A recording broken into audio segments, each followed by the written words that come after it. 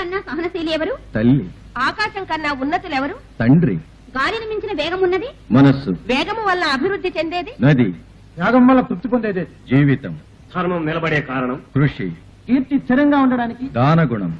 స్వర్గం ఉండే తావు? సత్యం. మనశ్శాంతికి మూలం? తృప్తి. మనిషికి బలమైన శత్రువు? కోపం. తీరని వ్యాధి? పేరాశ. ఏది శోకం? అజ్ఞానం. జన్మకేమిటి కారణం? ఆశ.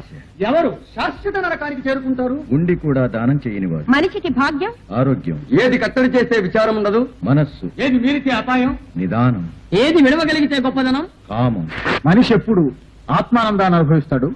దైవాన్ని తెలుసుకున్నప్పుడు. మనిషికి ఎప్పుడు మర్మంగానే మిగిలిపోయేది? దైవ సృష్టిలోని మర్మం. బ్రాహ్మణ్యం అనేది పుట్టుకతో వచ్చేదా, కులాన్ని బట్టి వచ్చేదా, విద్య వల్ల వచ్చేదా? మనిషికి పుట్టుకతో వచ్చేది కాదు బ్రాహ్మణ్యం.